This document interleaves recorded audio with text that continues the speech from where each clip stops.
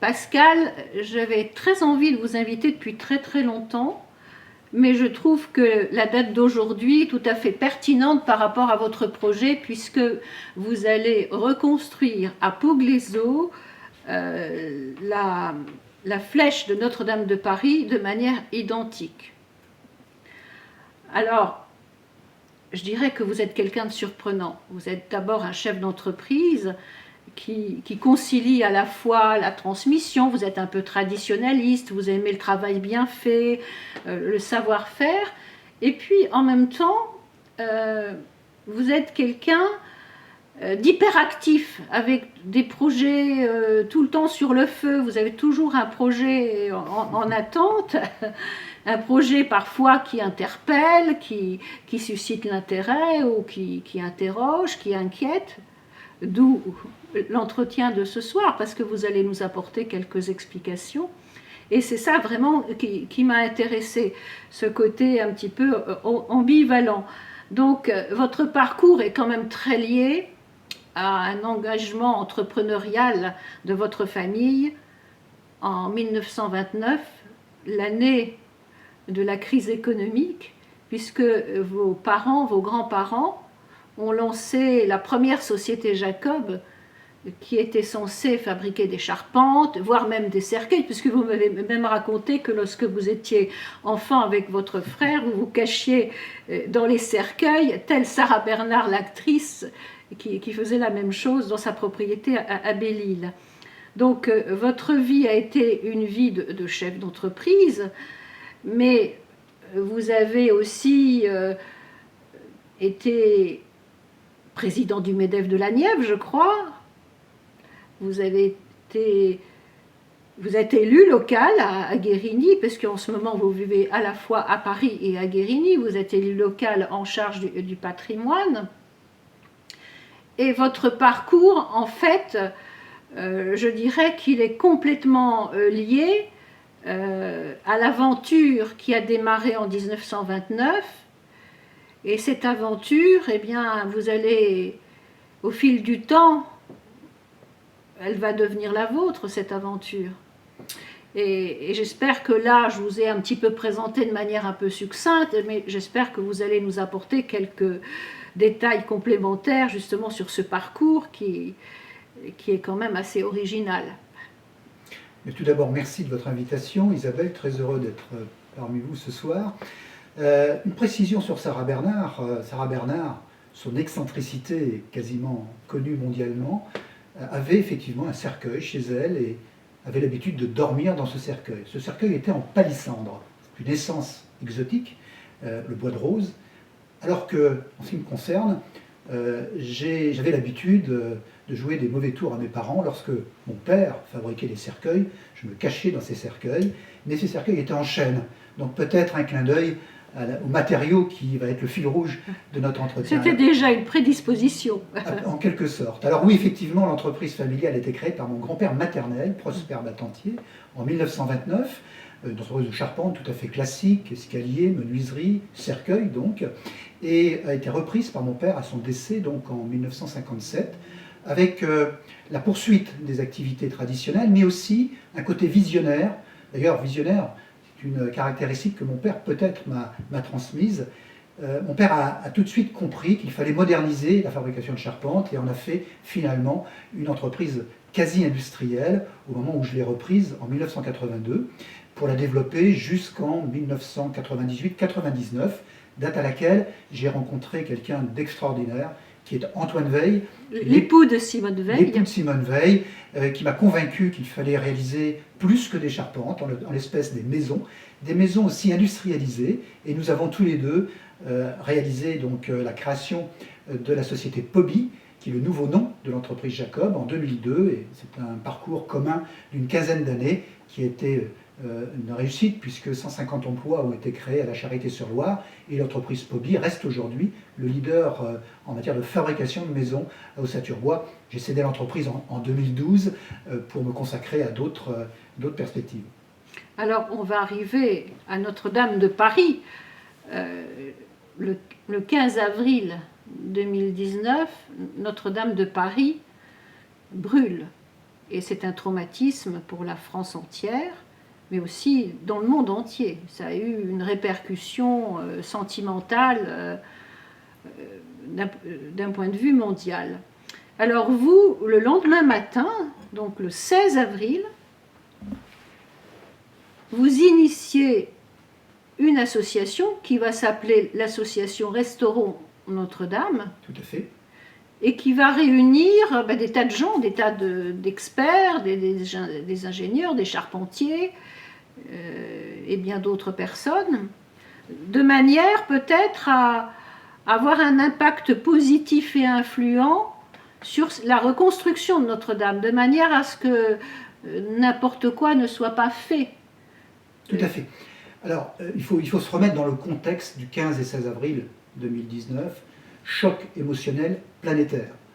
On se souvient des différentes chaînes de télévision dans le monde entier qui ont interrompu leur programme, donc on a mesuré immédiatement, je dirais, l'impact de ce sinistre sur un joyau, et en l'espèce les charpentes de Notre-Dame, 850 ans d'âge, et une flèche iconique absolument majestueuse qui s'est effondrée sur les voûtes de Notre-Dame de Paris.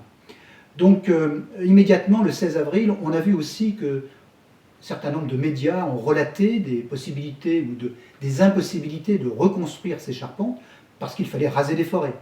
On a vu les architectes, plus ou moins inventeurs de solutions métalliques, en béton. Bref, on voyait très justement poindre à l'horizon des idées qui n'étaient pas les nôtres, charpentiers. Et immédiatement, j'ai su, autour de moi, réunir un certain nombre de spécialistes pour aller combattre ces idées. Donc, Restaurons Notre-Dame est un outil de lobbying qui a permis, je dirais, de défendre l'idée de la reconstruction à l'identique selon la Charte de Venise, qui, rappelons-nous, est un accord international signé par la France en 1964, qui dit quoi? Et qui dit qu'il faut reconstruire à l'identique dès lors qu'un monument historique sinistré ou détruit est bien renseigné, ce qui était le cas de Notre-Dame de Paris. Ce document a été d'ailleurs amplifié en 1994 par le document de Nara, qui est venu instaurer une notion d'authenticité, c'est-à-dire qu'en dehors du fait de reconstruire à l'identique, il faut associer le geste, les traditions. C'est donc été, je dirais, le leitmotiv de Restaurons Notre-Dame, avec la volonté de vouloir amplifier, je dirais, le patrimoine, la valorisation du patrimoine vivant, montrer que le savoir-faire français existe.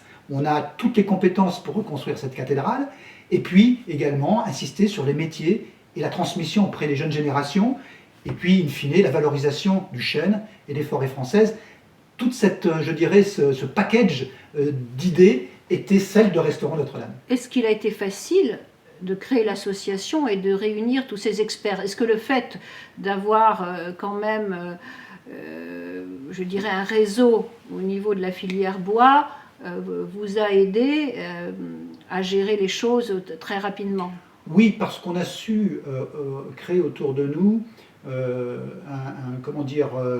une envie de vouloir défendre les métiers, et évidemment les premières personnes que j'ai eu à convaincre, mais ça n'a pas duré longtemps, c'est l'Association française des eaux et forêts par exemple, les Compagnons du Tour de France, l'Union compagnonique également, qui nous ont rejoints très rapidement, donc des gens qui savent parler le langage de charpente, mais aussi des métiers d'art, et avec un objectif commun de reconstruire un symbole national.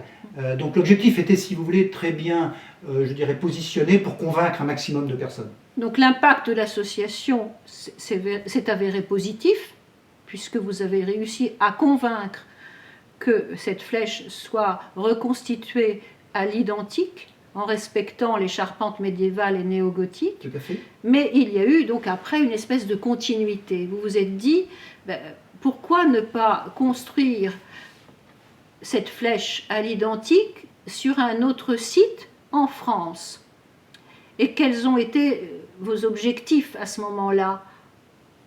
Alors, avant cette étape-là, il y en a eu une très importante qui était de réunir dans Restaurants Notre-Dame, je dirais, tous les scientifiques, les universitaires, instaurer ce qu'on a réalisé en 2022. Nous avons créé et financé un Master 2 Génie Civil autour de Notre-Dame avec une centaine d'ingénieurs et d'architectes formés dans le cadre de ce Master 2, pour déterminer, je dirais, les clés de la réussite de ces charpentes, parce qu'on ne connaissait pas à l'époque l'état précis de l'infrastructure de Notre-Dame de Paris. Donc on a eu cette étape très importante, et puis à un moment donné, effectivement, je me suis dit, une fois reconstruites, ces charpentes allaient, je dirais, être impossible à visiter. Donc il y a une certaine frustration de ne pas pouvoir, je dirais, avoir à visiter ou à revoir ces charpentes.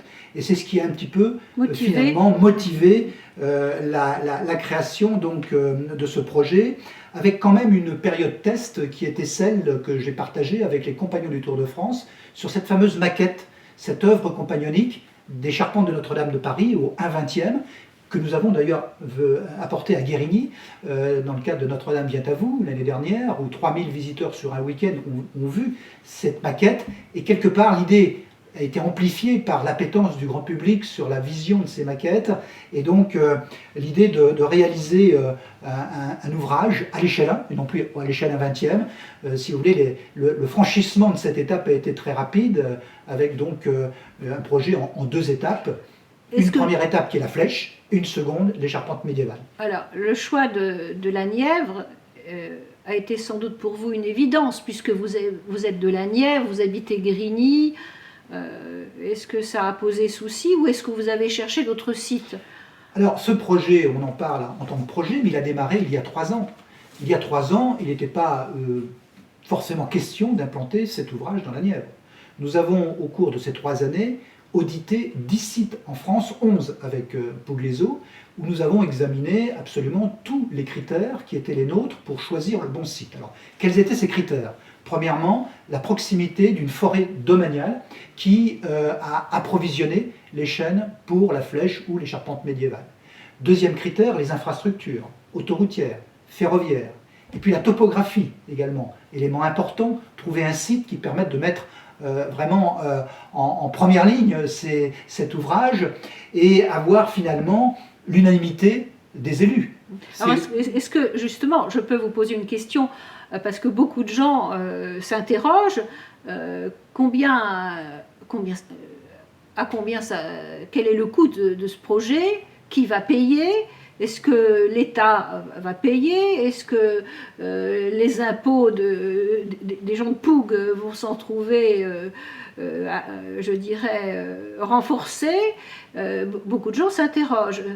Est-ce que ce sont des mécènes qui vous aident, ou est-ce que les collectivités locales vont donner des subventions pour vous aider? La question est tout à fait légitime. Aujourd'hui, nous sommes dans une société où il faut racler les fonds de tiroir pour réaliser du développement économique, aider les entreprises, etc. Donc effectivement, le projet a été d'abord étudié au plus, je dirais, fin en termes d'optimisation technique, dans son modèle économique, dans les coûts liés à la construction. Cela a fait l'objet d'études très précises pour calibrer en fait et phaser ce projet sur plusieurs années. Donc ça, c'est une première réponse. Le projet ne va pas se réaliser. Quelles vont être les étapes? Voilà, justement. donc il y a une première étape, j'en parlais à l'instant, de la flèche, qui nous permet de réduire le montant et le coût des travaux pour réaliser cet ouvrage.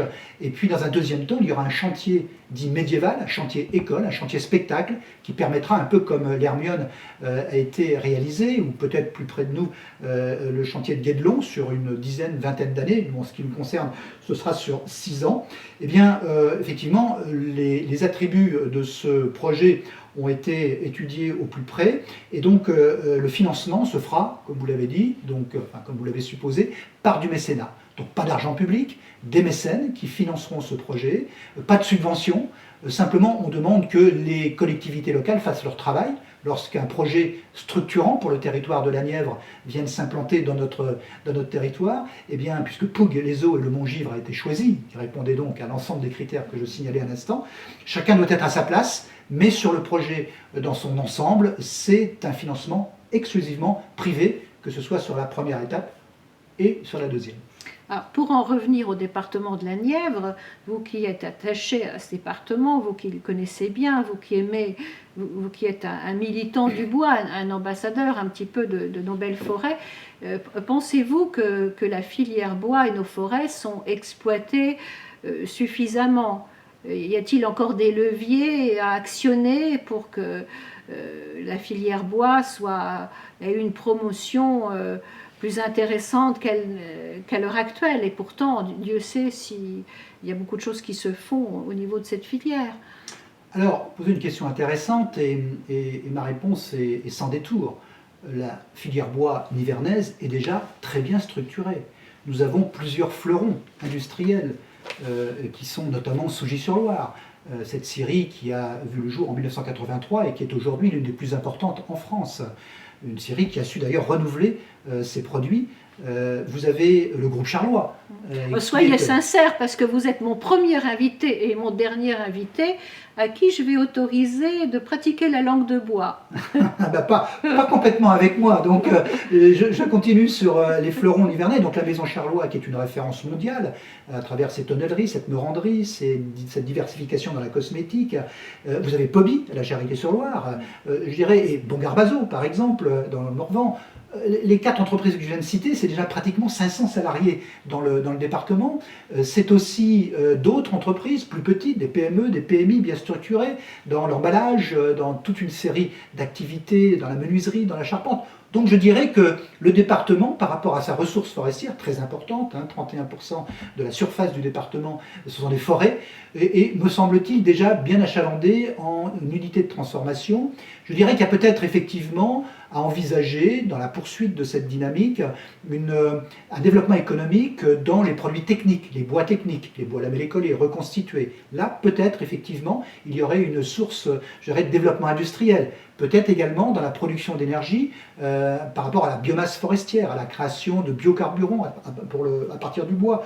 On a encore des vecteurs de développement et je pense qu'on est dans les départements les plus en avance, à mon sens, aujourd'hui, à la fois dans l'équipement en matière d'entreprise, mais dans les projets qui pourraient naître dans les prochaines années. Alors malheureusement, nous arrivons déjà presque au terme de notre entretien. Vous habitez à la fois Paris et Guérigny.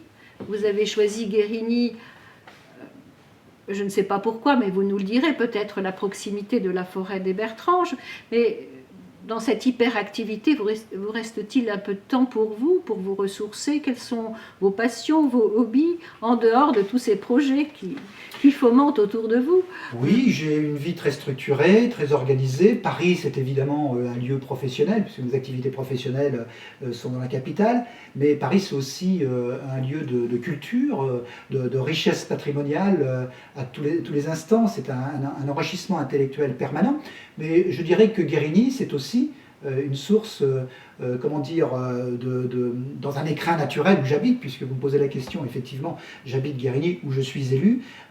J'y ai fait mes études de la 6e à la 3e, parce que j'étais très mauvais élève au lycée de Jules Renard de Nevers, et mon père m'a dit, tu vas voir, on va te mettre à Guérigny et tu n'auras pas le choix de réussir. Et donc, ça a été finalement, ça m'a marqué, et je suis revenu à Guérigny, parce que c'est vrai que l'école de Guérigny, qu'on appelait à l'époque le CEG de Guérigny, m'a remis dans la bonne voie pour plus tard diriger l'entreprise et les entreprises que j'ai créées. Et vous avez fait l'école du bois, je crois. Oui. Et vous m'avez raconté même que vous avez eu comme professeur de français un certain Jean-Luc Mélenchon.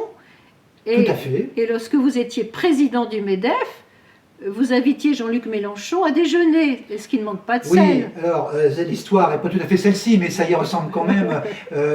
Jean-Luc Mélenchon est quelqu'un que j'ai connu effectivement au lycée du Bois de Mouchard, qui était à la fois professeur de français, mais qui a été aussi pion dans l'internat dans lequel j'étais dans cette école, et je me souviens en tout cas des longues conversations qu'on pouvait avoir sur différents sujets, mais je ne m'étendrai pas sur ceci ce soir. Écoutez Pascal, merci encore de nous avoir parlé de votre parcours, de ce projet du Mont-Givre qui mérite encore de nombreux entretiens, parce que c'est un vaste chantier qui commence seulement et qui aura de longues étapes. Donc merci de nous avoir fait partager ce moment. Et sans vouloir faire de jeu de mots, je dirais que vous êtes un peu comme une flèche.